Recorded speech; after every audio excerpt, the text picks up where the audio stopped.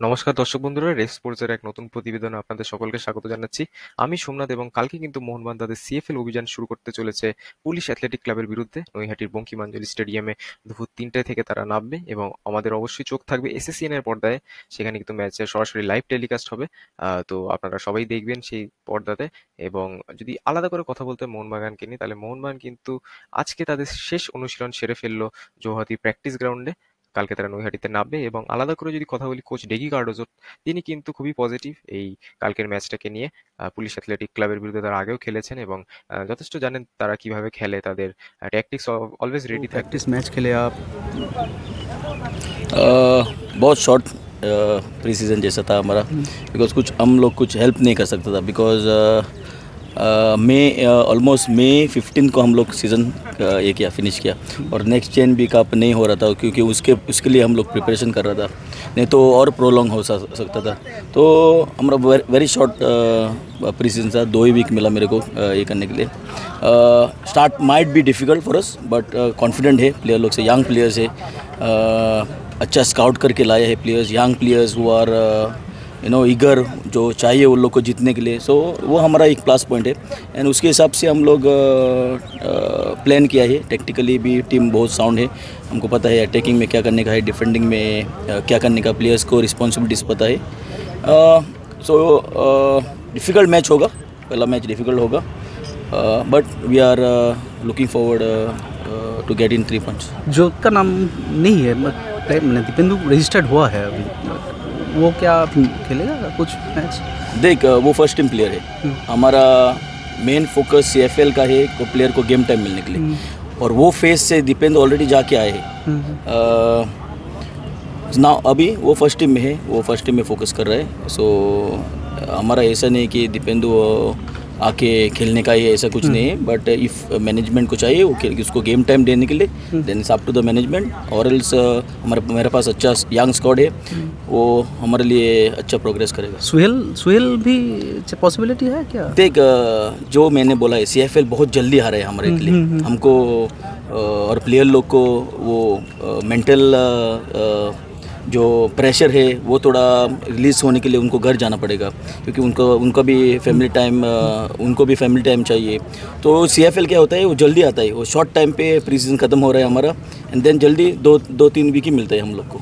तो उसके हिसाब से हम लोग को प्लान करना पड़ता है, और प्लेयर्स का भी देखना पड़ेगा, उन लोग को भी ब्रेक चाहिए। वो भी सोहेल भी नेशनल टीम में था और उसको भी ब्रेक नहीं मिला, और वो बहुत टाइम से इधर कलकत्ता में है, घर में नहीं गया था वो, इसलिए।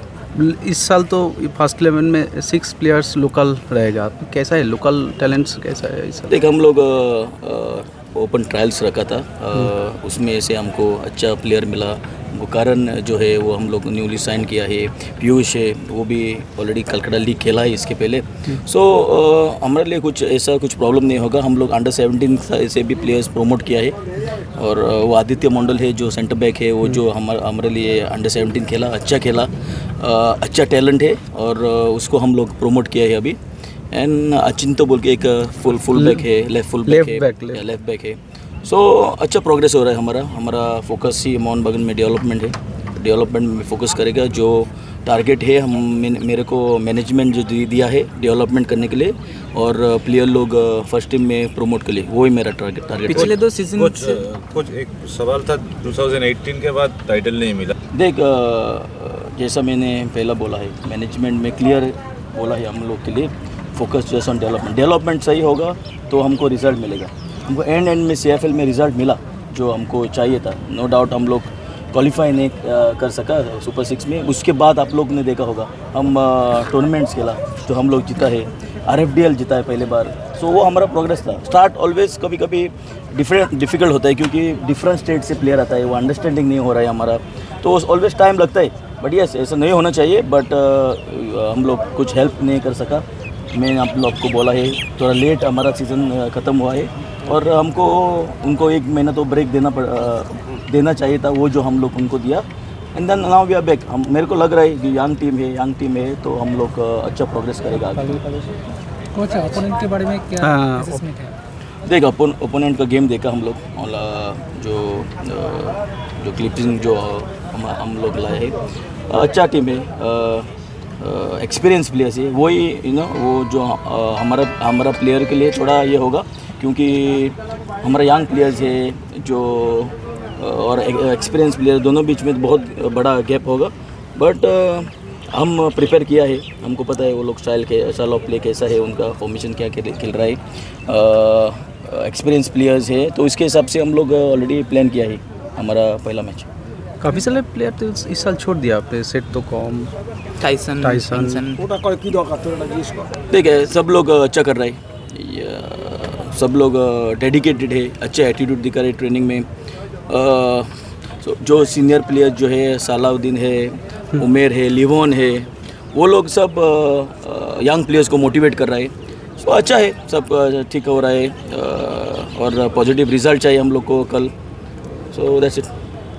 ঠিক আছে, ওকে, থ্যাংক ইউ। যেটা উল্লেখযোগ্য বিষয়, মোহনবাগান কিন্তু বিগত কিছু মরশুম ধরে খুব একটা তাদের চেনা ছন্দে দেখা যায়নি সিএফএল এ। অবশ্যই সেই জিনিসটা এবার মোহনবাগান কিছুতেই ঘটতে দিতে চাইবে না। মোহনবাগান নিজের আহ, আসল ফর্মেই তারা খেলতে চাইবে, নিজের ডমিনেটিং ফর্মেই তারা সিএফএল অভিযান শুরু করতে চাইবে। যদি আলাদা করে কথা বলি কিছু আউটগোয়িংস এর, সেখান থেকে কিন্তু অবশ্যই বিগত 2-3 মরশুম ধরে যারা মোহনবাগানকে কন্টিনিউয়াসলি সাপোর্ট দিয়ে গেছেন, পারফর্ম করে গেছেন, তাদের মধ্যে কিছু প্লেয়ার কিন্তু এবার নেই, যেমন টাইসন সিং, আমি যদি বলি শিবাজিতের, আমি যদি বলি সৌরভ ভানুয়ালা, রাজ বাসফোর, সেরকম কিন্তু ট্যালেন্টসরা মোহনবাগান এবার ছেড়েছে, এবং আরো কিছু নতুন ইনক্লুশনস মোহনবাগানে হয়েছে। বিশেষ করে মোহনবাগান কিন্তু এবার ইউথ ডেভেলপমেন্টে জোর দিয়েছে, আমরা দেখতে পেয়েছি।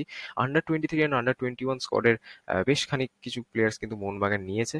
কিক স্টার্ট এফসি থেকে যদি কথা বলি আমি অন্যান্য একাডেমি থেকে, ক্লাসিক ফুটবল একাডেমি থেকে হোক, রিলায়েন্স একাডেমি থেকে হোক, সেখান থেকে কিন্তু মোহনবাগান এবার প্লেয়ার্স নিয়েছে। সান অফ দ্য সয়েল যেহেতু নিয়মটা আছে, এবার সেই ক্ষেত্রে মোহনবাগানের একটুখানি অসুবিধা নিশ্চয়ই হবে বাঙালি প্লেয়ার্স ফিল করতে, কারণ তাদের মেইন যে ট্যালেন্ট পুল সেটা আহ, বাইরের প্লেয়ার্সকে দিয়ে হোক, বা মণিপুরি প্লেয়ার্স বা পাহাড়ি প্লেয়ার্স, কেরালাই প্লেয়ার্সকে দিয়ে হোক, তাদের দিয়ে বেশি। আলাদা করে যদি ইনক্লুশনসের কথা বলি, তাহলে অবশ্যই ইউনাইটেড স্পোর্টস ক্লাবের 25 বছর বয়সী স্ট্রাইকার কারণ রায় কিন্তু এবার মোহনবাগানে যোগদান দিয়েছেন, শিলিগুড়ির ছেলে কারণ রায়। তাছাড়া আমি যদি কথা বলি, অবশ্যই বেশ কিছু চেনা নামের, যেমন দীপেন্দু বিশ্বাস, তিনি কিন্তু স্কোয়াডে আছে, তিনি আগামীকাল স্টার্ট করবেন। এবং তাছাড়া উইঙ্গারে যদি আমি কথা বলি, তাহলে অবশ্যই মনে থাকবে আমাদের সালাউদ্দিনের কথা। কালিঙ্গা সুপার কাপে দারুণ পারফরমেন্স দিয়েছিল এই সালাউদ্দিন। মোহনবাগান জনতার অবশ্যই নজর থাকবে সেই দিকে। প্রথম 6টা ম্যাচের জন্য মোটামুটি স্কোয়াড বোঝা যাচ্ছে, মাঠে যারা নাচছে, কিন্তু লেটার হাফ অফ দ্য টুর্নামেন্টের জন্য হয়তো বেশ কিছু সিনিয়র প্লেয়ার রেজিস্টার হতে পারে, যেরকম সুহেল ভাট, অভিষেক সূর্যবংশীর মতো প্লেয়ার্সরা। তাছাড়া আমি যদি যে কারেন্ট স্কোয়াডটা আছে এখন মোহনবাগানে প্রথম 6টা ম্যাচের জন্য, সেখানে যদি আমি কিছু উল্লেখযোগ্য নামের কথা বলি, তাহলে অবশ্যই ডিফেন্ডারে থাকবেন মিলন কাস্তানা, তারপরে অচিন্ত দাস, নতুন রিক্রুটমেন্ট। গোলকিপারে যদি আমি কথা বলি, অবশ্যই এই সান অফ দ্য সয়েল নিয়মে কিন্তু নন্দন রায় থাকবেন। তারপরে আমি যদি মিডফিল্ডার্সদের কথা বলি, তাহলে খুবই উল্লেখযোগ্য একজন নাম, প্রাক্তন ইস্ট বেঙ্গল তরুণ মিডফিল্ডার গুরনাথ সিং গ্রেওয়াল কিন্তু এবার মোহনবাগানে সাইন করেছেন। এবং তার যে ব্যাচমেট আন্ডার 17 ডেজ থেকে তাদের যে ব্যাচমেট ছিল ভানেল পেকা গুইতে, তিনি কিন্তু এখন ইস্ট বেঙ্গলে খেলছেন এবং প্রথম ম্যাচে খুব নজর কেড়েছেন এই গুইতে। অবশ্যই গুরনাথ থেকে সেম এক্সপেকটেশন থাকবে সবুজ মেরুন সমর্থকদের। তাছাড়া আমি যদি মিডফিল্ডার আর অ্যাটাকারদের কথা আরো কিছু বলি, তাহলে অবশ্যই তুষার বিশ্বকর্মা আছে, বাংলার ট্যালেন্ট। তাছাড়া আমি যদি বলি সন্দীপ মল্লিকের কথা আছে, ইতিমধ্যে একটা কন্ট্রাক্ট এক্সটেনশন মোহনবাগান দিয়েছে সন্দীপকে। ফরওয়ার্ডের যদি আমি কথা বলি, কিরণ রায়ের কথা তো আমি বললাম। তাছাড়া শিবম মুন্ডা আছে। আর আমার ব্যক্তিগতভাবে সব থেকে বেশি ইন্টারেস্টিং একটা নাম লেগেছে পাসাং দর্জি তামাংয়ের। অত্যন্ত প্রভাবশালী এই প্লেয়ার, অত্যন্ত ট্যালেন্টেড এই প্লেয়ার কিন্তু মোহনবাগান স্কোয়াড এবার আছে। হোপফুলি তিনি আগামীকাল স্টার্ট করবেন, নজর থাকবে তাদের দিকে। তাছাড়া আমি যদি কিছু আলাদা কথা বলি এই এটাকে নিয়ে, পুরো সিএফএল মোহনবাগানের যেই পদ্ধতি নিয়েছে এবার, যে একটা ইউথ ডেভেলপমেন্টের উপর কিন্তু ফোকাস করতে চাইছে তারা, ব্যক্তিগতভাবে আমার কিন্তু এটা খুবই ভালো লেগেছে। কারণ সিএফএল বা অন্য অন্য ছোট ছোট যেই কাপগুলো হয়, সেখানেই কিন্তু এই ইয়াং প্লেয়ার্সদেরকে একটা প্ল্যাটফর্ম দেওয়া হয়। সেখান থেকে তারা অবশ্যই নিজের ওয়ার্থ প্রুফ করতে পারেন, সিনিয়র টিমে জায়গা করে নিতে পারেন। আমরা সবাই জানি যে ভারতে অ্যাট দিস মোমেন্ট প্লেয়ার পুল কতটা ছোট, এবং সেই দিক থেকে কিন্তু এই প্লেয়ারদের অবশ্যই ভরে ভরে গেম টাইম দিতে হবে, তবেই তারা এস্টাবলিশ সিনিয়র প্লেয়ার্স আছে তাদের সাথে কম্পিট করে মেন স্কোয়াডে জায়গা করে নিতে পারবেন। অবশ্যই নজর থাকবে তাদের দিকে। Wish them all the best. আরো আরো বাংলার প্লেয়ার উঠুক, আরো আরো যে ইয়াং প্লেয়ার্স আছে যারা অন্য স্টেটে ইন্টারেস্টেড হোক না, সেটাতে অসুবিধা কি? ইস্ট বেঙ্গল, মোহনবাগান, মোহামেডান সবার ক্ষেত্রেই আমি বলছি ইউথ ডেভেলপমেন্টটাকে কিন্তু প্রমোট করা উচিত। মোহনবাগান সেইটাই এই বছর করেছে। তাদের দেখা দেখি নিশ্চয়ই ইস্ট বেঙ্গল থেকে, মোহামেডান থেকে শুরু করে ডায়মন্ড হারবার সবাই এই পদ্ধতিটা আস্তে আস্তে অ্যাপ্লাই করবে, যেটা এখন ভারতীয় ফুটবলে সব থেকে বেশি দরকার। তো লাস্টলি এটাই বলবো, ভিডিওটা যদি ভালো লাগে অবশ্যই লাইক করবেন, নিজেদের বন্ধুদের সাথে শেয়ার করবেন। আপনাদের সাথে দেখা হবে পরবর্তী একটা ভিডিওতে। ততদিনে ভালো থাকবেন, সুস্থ থাকবেন এবং নমস্কার। খাওয়াটা একটা মানে বড় গর্বের বিষয়। কেমন লাগছে প্রথমত, ফিলিংসটা কেমন? প্রথমত খুবই ভালো লাগছে। আর একটা দায়িত্ব আছে যে টিমটাকে এবার আমাদের টপ 6-এ যেতে হবে, সিএফএল ট্রফিটা জিততেই হবে। আগের বছর খুব মানে পারফরমেন্স একটু ডাউন গেছে, এই বছর টার্গেট আমাদের একটাই থাকবে যে সিএফএলটা জেতা। এমনি কোচের সাইড থেকে মানে ম্যানেজমেন্টের তরফ থেকে তোমাদের কি বলা হয়েছে? মানে তোমাদের তো একটা টার্গেট আছে, মানে সিএফএল জেতা একটা দিক, এখান থেকে মূল যেটা ম্যানেজমেন্টের টার্গেট থাকে যে প্রমোট করা সিনিয়র টিমে, সেই দিকটা তোমরা কিভাবে দেখছো? মূল টার্গেট হচ্ছে যে সিনিয়র টিমে তো প্রমোট করা। তোমার এর আগে দীপেন্দু গেছে, হ্যাঁ, সোহেল ওয়ার্ড গেছে। আমার ইচ্ছা, আমারও এখন একটাই টার্গেট যে সিনিয়র টিমে দীপেন্দুদা, অভিষেকদা, সোহেলদা যেমন খেলছে তাদের সাথে খেলার সিনিয়র টিমে।